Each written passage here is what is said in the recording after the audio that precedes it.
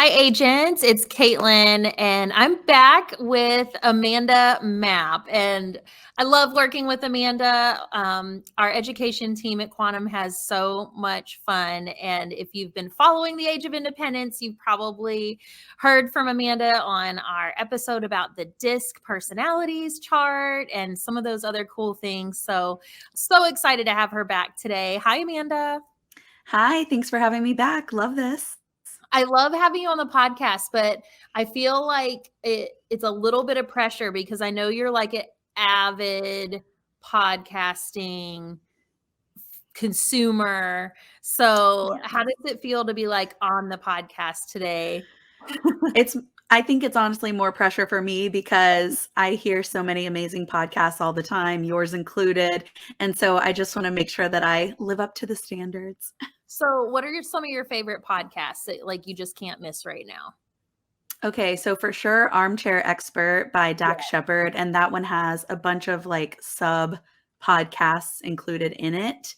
I'm also a big fan of the EQ podcast about emotional intelligence. Um, and every now and then I'll listen to, a true crime podcast just to keep things interesting. So Sword and Scale's up there for me as one of my favorites.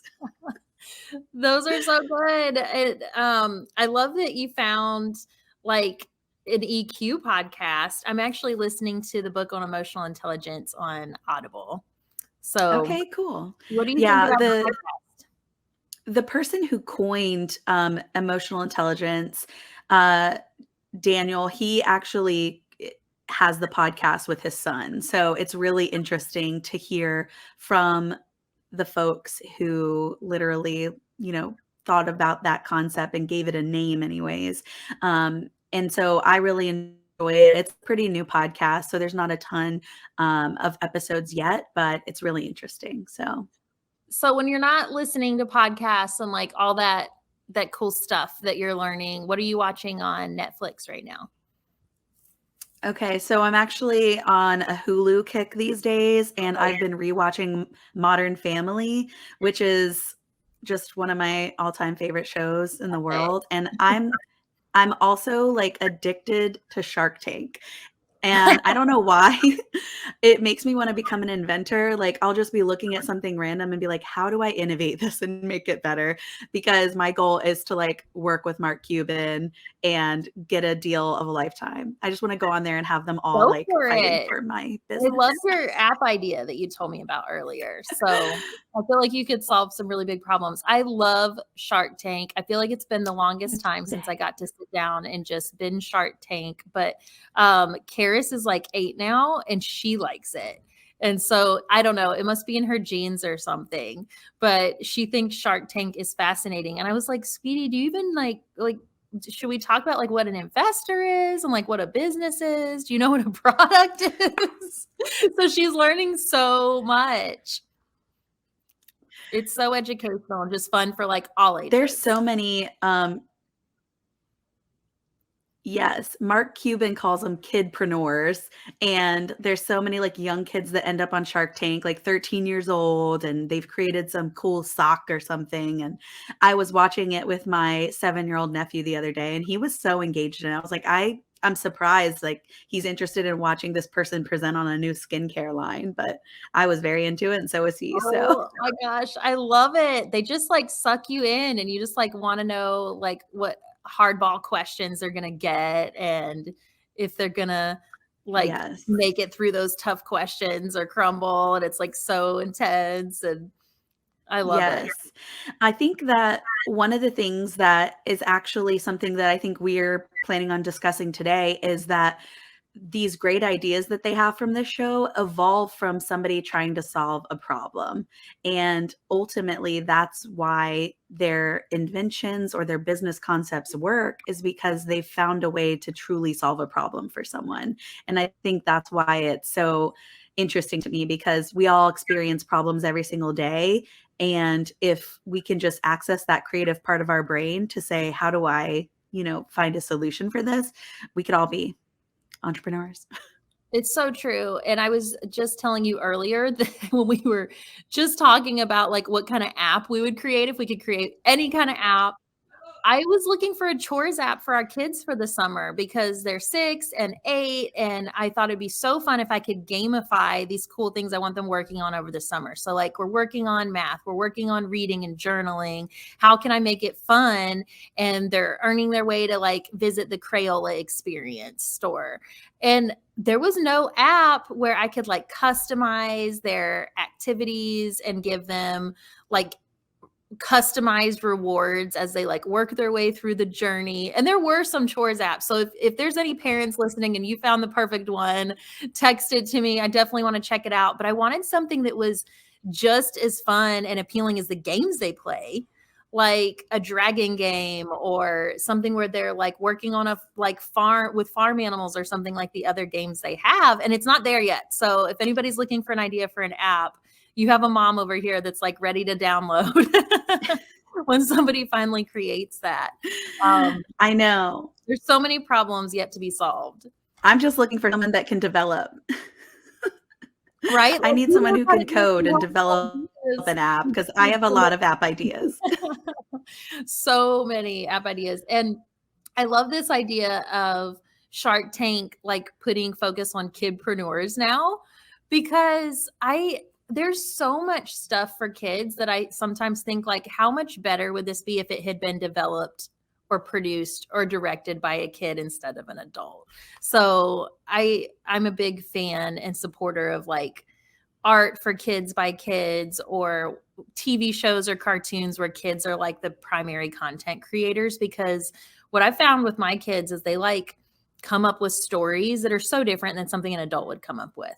And I would love to see more content out there where it's, 6, 7, and 8-year-olds creating content for 3, 4, and 5-year-olds, and like what kind of stories they would come up with without adults like intervening and like changing the script. Yes, I was actually like watching TikTok the other day. Don't judge me. I am a millennial who loves TikTok. But I heard something about how they still have access to that part of their brain that is super creative. It allows them to have really heightened sense of imaginativity, and if that's a word, imagination. And it helps them to be able to come up with all these creative and unique ideas, but it's also why they think there's monsters under the bed, Right. because there's this super crazy creative part of their brain that just sees things differently than the way they will when they're an adult. So I wonder what some of the things are that like squash creativity. And sometimes I've been hesitant to put Karis in an art class. She loves art, and she's getting to the age where she's like definitely old enough for an art class now. But I kind of want her to just do her art the way she wants to do her art without someone telling her like, this is how you draw a portrait, or this is how you draw like a mountain or a horse. So I don't know. I'm not an art expert, but it's just something I've wondered is like, she loves art. She has her own style. If I put her in art class, is that going to change? I don't know. Or maybe it'll just give her another channel for her creativity. Yeah. Yeah. I think probably fear of judgment or fear of rejection.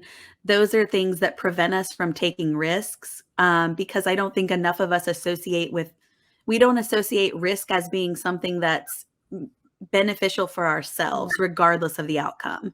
If you take a risk and it fails, you've still benefited from that risk because you've either learned something or you've had an exciting new experience. And that is something that when I had a conversation with somebody about taking a risk that I was nervous about, and they literally said that to me. They were like, at the end of the day, regardless of what happens, this risk that you're taking is going to be better for you. It's going to make you a better person because you've taken that jump and that leap of faith. And that, I think, fear of that holds so many people back. I know it definitely has held me back in the past.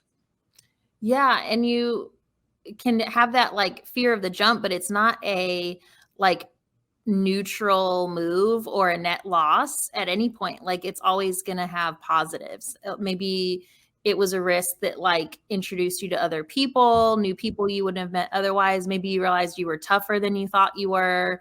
Maybe you were successful and now you have this like amazing confidence that's going to help you take the next risk. And so that's something that I would want our kids to learn, is like not being hesitant because of a fear of like, what will people think or what might happen?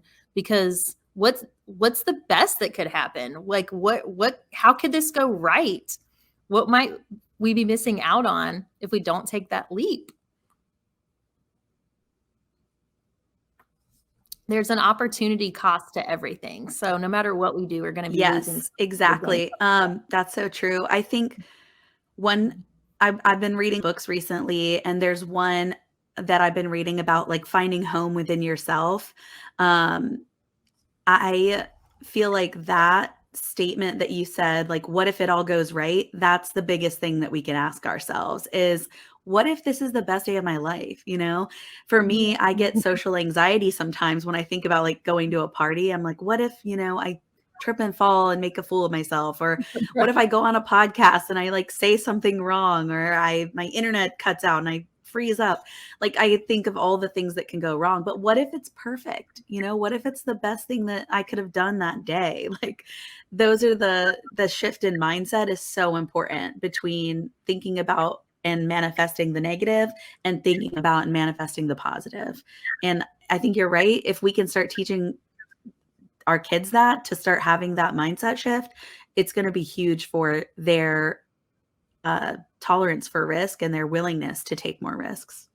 It definitely will. And I think if I can instill that confidence in them now, and like the safe space to be able to take some of those risks, that they'll be more ready for it when bigger decisions come along later on down the road. And you're a content creator. So do you ever get like writer's block? Do you ever have times where you've been able to like put your finger on like why the creativity was flowing? I'd love to hear so much more about your creative process, because you're the director of education at Quantum and you create tons of content. Sometimes you're in front of a class teaching agency owners about how to learn this great new business principle. Sometimes you are working with a supervisor who's running into a roadblock. They need some guidance. Other times you're writing and creating courses that hundreds of people are going to take to figure out how to get from step A to step Z.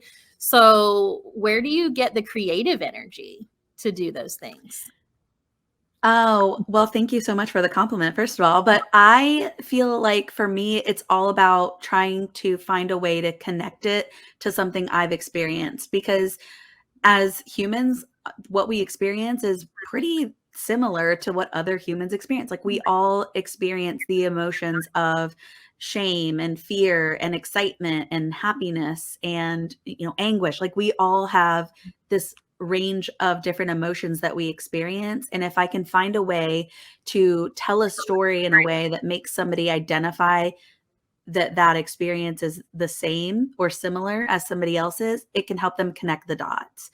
And so when I'm creating content, that's what I'm thinking is, how do I make this a story? How do I make it compelling so that people feel engaged in it, but also accessible and understandable so that they can see it as something they might be able to implement themselves.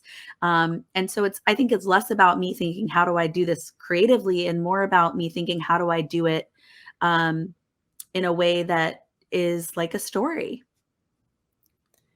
So that I read that like our memory is looking for stories. Like, it will like latch onto a story, and the way our memory works, it'll sink in better than something that's just rote information.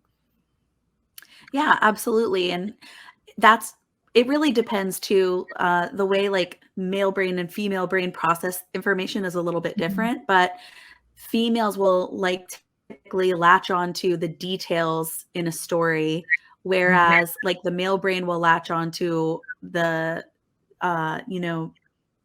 overall big picture of something that happened. And the reason that we do that is typically because we don't necessarily remember what happens, but we remember how we feel when it happens. And so that's why when I talk about,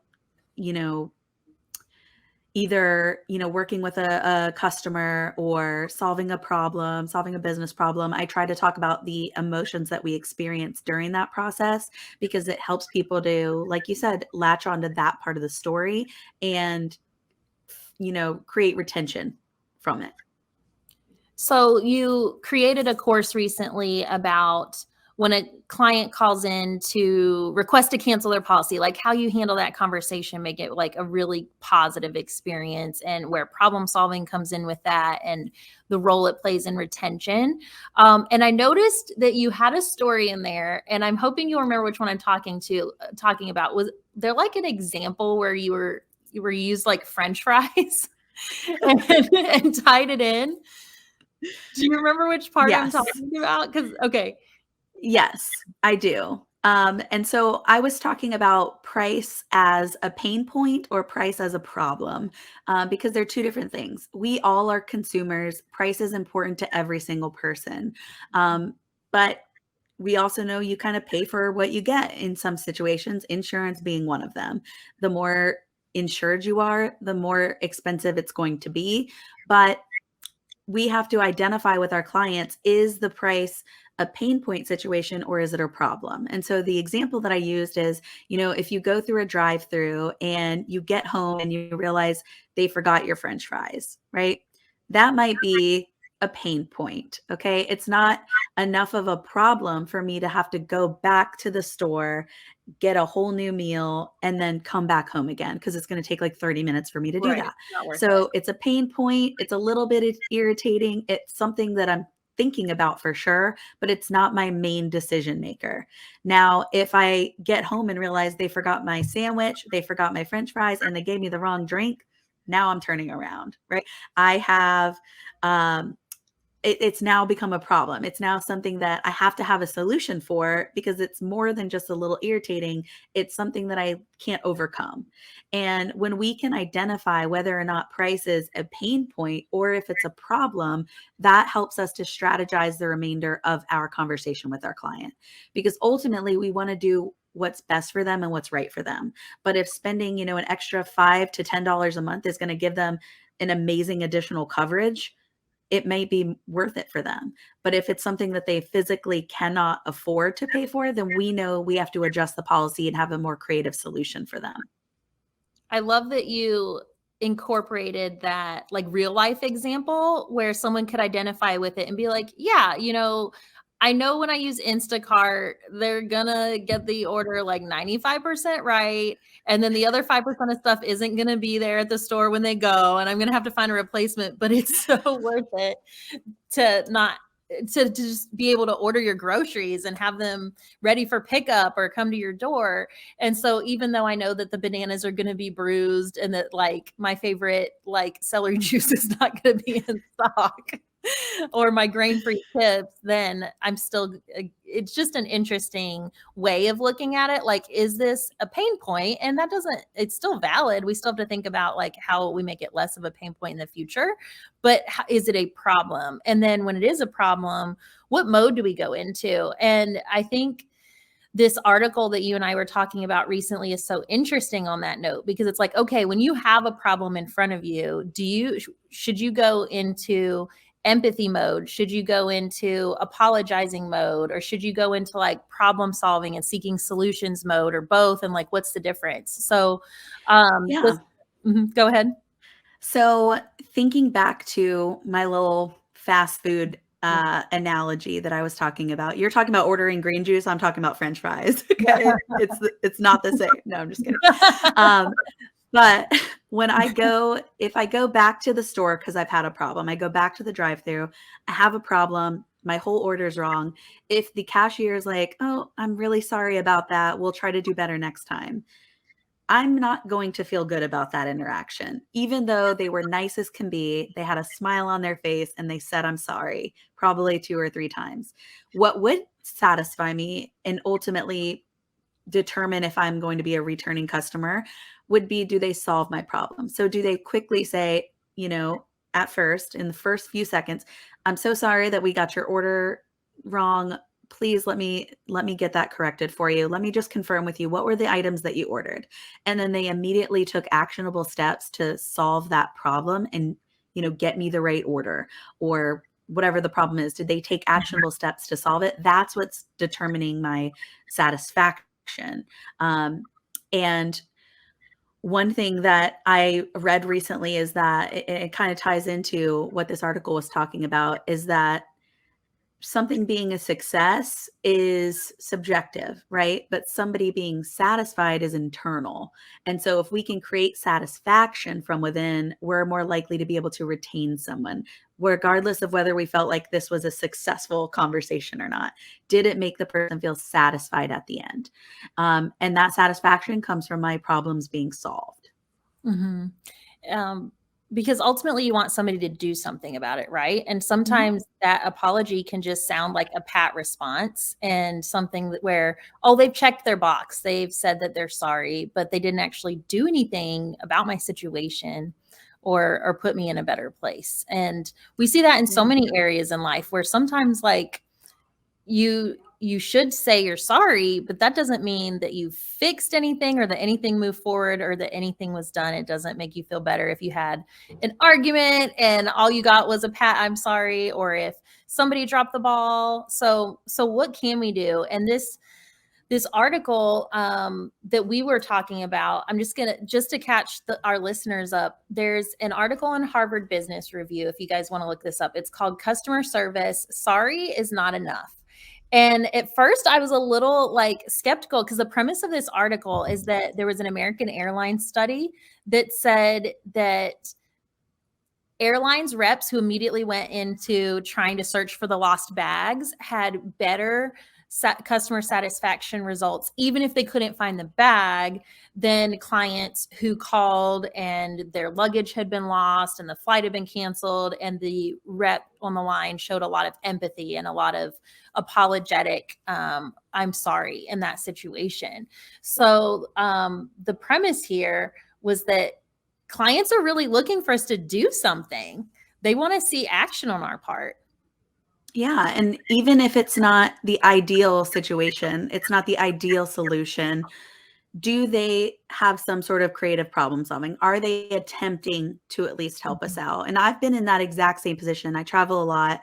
Mhm. I've had my bag lost before, and I've been the person that's been told, we'll check on it. And I've literally waited in DCA for like 3 hours before waiting for my bag to be found. And then there was one associate that was like, you know what? I am going to describe what your bag looks like to me. I'm going to go in the back and see if I can find it myself. They found my bag. I was probably waiting there for 3 hours for nothing. It was probably in Oh, the back the whole time. But I was ultimately like happy with this person. I forgot about everything else because I was like, this person went, they found a solution, they went and found my bag. Now, even if that solution had been, hey, we found out your bag is stuck in Charlotte, we're going to have it sent to your final destination for you, or we're going to have it delivered to your house directly, uh, you know, that would have been more of a satisfier for me than, I'm so sorry, your bag's stuck in Charlotte. There's nothing we can do about it. But I'm really, really sorry. well, you do have some flight stories. There's Every been time I fly, something happens. I feel like whenever you try to make it out to Dallas, the weather is not on your side, or the flight gets turned around in the air, or so the flight's rescheduled, or your layover. So you're a trooper, and you probably have a lot of experience with these things. But we've Oh, I have a million airline stories. yeah. And it's so frustrating because a lot of times there's nothing they can do when you're at the airport and they're like, sorry, your flight was canceled. And we had that happen one time where we were stuck in Boulder during a blizzard and trying to like rearrange the flight tickets and all this good stuff. And the rep for the particular airline we were flying with was literally like, sorry, there's nothing we can do.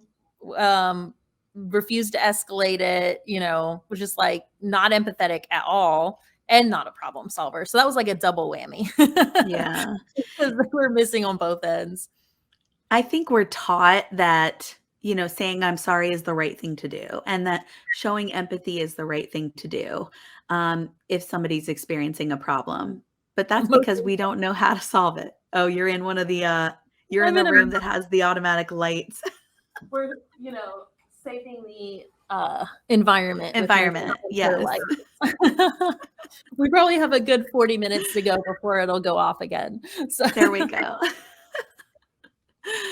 Yeah. But so that's it. we're I think it's just coming from a place that that's what we were taught, that as long as we're saying I'm sorry, even if there's nothing we can do, that's the answer. But what that study showed in that Harvard Business Review article is that it only goes so far. And I think the article said after the first 7 seconds, saying I'm sorry more can actually further frustrate your customer and further, escalate the situation into something negative. And so if we can get that apology in up front, I think it's still important for sure. I think it's still well received. When I go back to the fast food place, do I want them to apologize for getting my order wrong? Sure. But ultimately, I just want it to be fixed, right? Even if I don't get that apology, if they're just like, oops, here you go, here's the right order, I'm going to be satisfied. I'm like, great, thank you so much.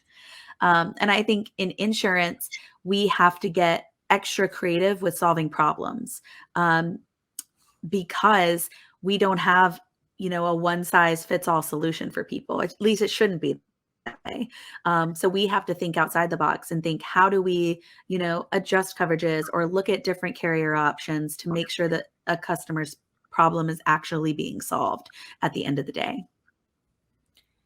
And sometimes that includes like using the words I'm sorry, like, oh, I'm sorry your bags got lost. And that's okay as long as it's within the first 7 seconds. But that stat that you shared, like an apology that extends beyond the first seconds of an interaction can reduce customer dissatisfaction. Super interesting. And so they're suggesting to then follow it up with problem solving words like, oh, huge problem that you probably want us to start looking at your options right away. Let me pull those up. And so you're just like moving into problem solving mode. But I'm curious, like you said, we're trained to think about apologies a certain way when we're growing up. And I wonder if it kind of depends on like what part of the country we grew up in. But was like, I'm sorry's part of like, I grew up in North Carolina. And so I think it was considered like good manners, like, oh, I'm sorry. And like maybe over apologizing when you don't need to sometimes. That's a great point. I think that, wherever you are raised geographically, how you sound in general too, not just like the words that you say, but how you sound impacts how the call is going to flow, and who you have on the other line is going to impact how that conversation goes. So for example, I am from Virginia, which is pretty like, neutral in terms of like, are we Southern? Are we Northern? Nobody really knows. We're all just over here. We pick apart and we go with it. But when I went to Indiana, even though, Indiana's very Midwest culture, and they're known for being like super nice, very apologetic. And if they got somebody from New York on the phone, they would be immediately like, oh, this person's being so aggressive with me. When really that person's just having a conversation with them. They're not being aggressive. Are they talking faster? Yes. Are they more straightforward and more direct? Yes. But that's just how people from New York talk, right? Typically. And it's not got the same reputation as somebody from the Midwest. But then there's also stigmas with people from the South. And this article talked a little bit about that too. People who come across as like overly friendly, it can feel condescending almost. And, there's that Southern like sweetie, like we know it's nice nasty, right? We know it doesn't mean sweetie, right? It really means something else. I lived in Texas, so I have heard it. I've heard it all. But how it really just depends on, like you said, where you're from, but also who you're talking to. And so I think if we can make it more about the words that we're saying as opposed to how we're saying them, like that's going to go very far. So like you said, like, let's make sure that we can solve your problem here today. Let me look at some options for you. Let's talk about what solutions that we have for you to choose from, and work with your client on creating a solution collaboratively, as opposed to just saying there's nothing I can do about it. I'm so sorry. And this statement here, if employees project a lot of warmth, customers perceive them to be less competent. That might be something that some of our like really helpful relationship oriented representatives don't realize. They think that they're helping, and it comes from like a really good place, and their intention is to make the client feel better and to like reestablish that trust and confidence. So I think equipping them with these tools will help their conversations go so much better, because they do care about the outcome. And so we may have associates on the phone that I think that apologizing. Go ahead. I think there's a disconnect sometimes where our associates don't always realize that they're also consumers. So they put themselves in only the in the worker position, right? And they don't think about themselves as the consumer. And so when they're operating under this, here's how I think an employee is supposed to respond in this situation. Here's how I think an employee is supposed to say something to a customer. But they're not thinking, as a customer, here's what I realistically want to hear. They're Mhm. so worried about maybe checking some boxes Mhm. instead of, how do I actually want to communicate and talk to this other person who at the end of the day is just another person at the other end of that phone or across from me if I'm a cashier. So when we can kind of bridge that gap and help people understand that we're all consumers, and it goes back to that platinum rule, right? Don't treat other people the way that you want to be treated, treat them the way that they want to be treated. And we can help people to understand that more if we kind of try to lower that expectation around, here's how you should act, and instead more, how do you want that person to feel at the end of this conversation, and what things can you do to help the person walk away feeling that way. Absolutely. And I think it is so important that we make that connection with our clients so that they don't feel like they're just a number or a dollar sign that we're working with. And I think another common one that resonated with me was avoiding attempts at warmth that put the focus on you and it makes the client feel like you're not listening. So in this example they Mm-hmm. gave, they said, "Oh, I'm sorry for this. The same thing happened to my sister." And I think that's a really common thing we hear on insurance calls, like, "Oh, we had our basement flood too," and that can be appropriate, but sometimes it can just make it sound like we're not listening. And I think it's so important to stay hyper focused on the client, and so not waxing eloquent on your experiences in your life and your backstory in the name of trying to make small talk or build that connection or that rapport, but asking them more questions about their situation, or in this case, giving them more options. Yep. And honestly, that's just human nature as well. There's nothing that people like talking about more than themselves. And so it's in an attempt to connect with other people, we want them to not feel alone. And so we think sharing our own story will help them to not feel so alone, and that'll solve the problem. But will it? Right. And so that's where we have to teach people, instead of sharing a story, here's some questions that you can ask to learn more about their situation, that are also building connection, but ultimately working towards the goal of solving a problem. Great. And I love that you worked that into our retention course on client request to cancel and just having that problem solving mindset and like what tools they can use to give the clients options based on what they said. So taking a different approach based on each customer situation. What are Yeah, some of absolutely. Everybody's different. So So, what are some of the things that you hear from the team when we coach them on like trying out a new talk path for the first time? And maybe we're talking to that someone who's been overly apologetic and said, "Oh, the same thing happened to my sister," and they aren't aware that they shouldn't be doing that. Like, how would you coach that person to look at it differently without hurting yeah, their feelings too much because they're trying to be nice? I think one of the best ways that you can kind of get folks to understand how something sounds is to like switch the role play, right? Like they're now going to be the customer. I'm going to be the associate, and I'm going to say exactly what they said in exactly the same way. And then talk about how it made them feel afterwards. A lot of times it can be a light bulb moment for an associate where they're like, oh, I didn't realize that I was sounding a little bit condescending, or I didn't realize that, I really wasn't doing anything for the customer at that moment. I felt like I was doing the right thing. So that's one way of kind of getting people to see the light bulb. But another way is really just asking people to try something. So at first, people can be really hesitant to trying anything new, especially on the phone, especially when they feel like they have a tried and true way of operating that works for them. One thing that I've always done with my team is I ask them for 30 days. I'm like, look, can you just try this for the next 30 days? I'm not asking you to change it forever. And if it doesn't work, we'll try something new. But for the next 30 days, can you commit to every single time you get this situation, you're going to implement these 3 things? do. Yeah. 1, 2, Yeah. 3. Apologize within the first 7 seconds. Advise the customer that you're going to work on solving the problem for them.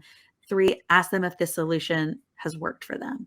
Whatever the 3, 1, 2, 3 things are going to be, I just want you to try those 3 things. And if it doesn't work, we'll reevaluate again in 30 days, but I need a full commitment.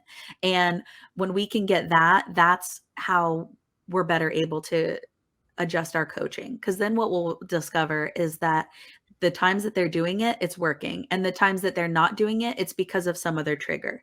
So maybe they do it perfectly on every call, except for when the customer comes on really, really upset or crying or angry, right? That's a trigger for them. And it takes them out of that practiced behavior and they revert back into their, here's what I know works for me.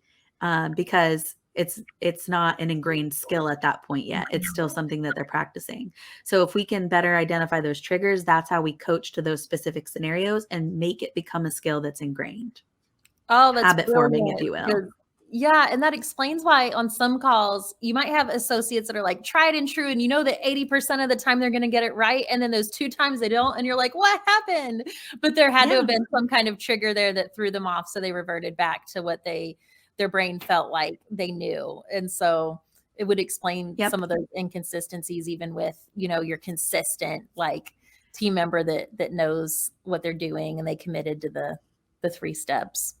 Yeah. In times of stress, that's when you behave your most natural way. It's when your personality is at its most natural state. It's why they have drills in schools for what to do in the event of a tornado or an emergency, is because if we don't practice that behavior, then when the situation happens and it's a true time of stress, we're not going to know what to do, or we're going to revert back to what we think we should be doing. Fight, including a distressed customer service, somebody who comes on the phone and they're super angry, that's going to trigger that fight, flight, freeze, fawn response, because it's a moment of stress for our associates. So the only way that we can coach that is by practicing those behaviors and skill coaching, more than anything. So that when they're under stress and pressure, that skill is just readily available and they can lean on it and keep going. I feel like we could have a whole separate episode on what goes on in our brain when stress happens, when we're trying to learn something new, and what that does for our creative energy or being able to follow a new process. So much to pick your brain on there, Amanda. Thanks for sharing. Yeah, it happens a lot.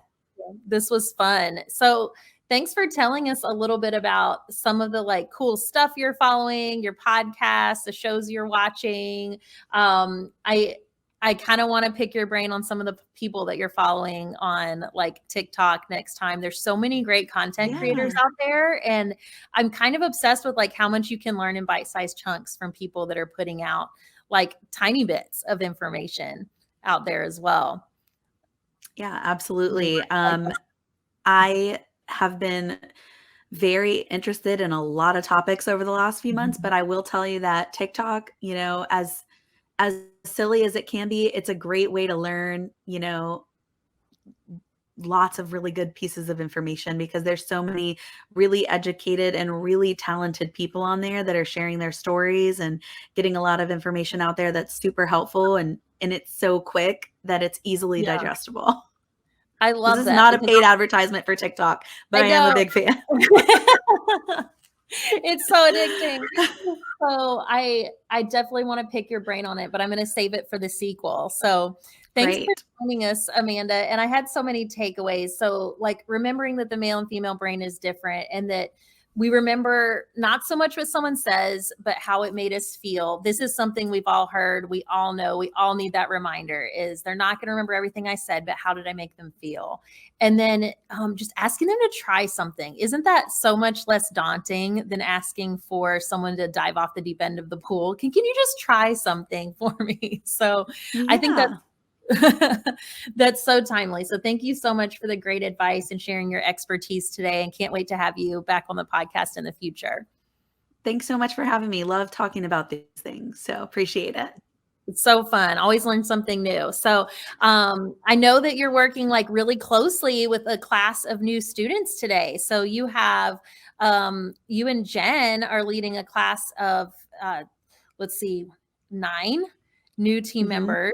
So we have our interns that pass their licensing and they're learning insurance for the first time, our new commercial sales consultants, and our new client care consultants. So I know you guys have a super busy day. So thanks for taking an hour out to come talk about content and how to be creative and what that means for our team. And I know you guys are going to have a super fun week with that new group.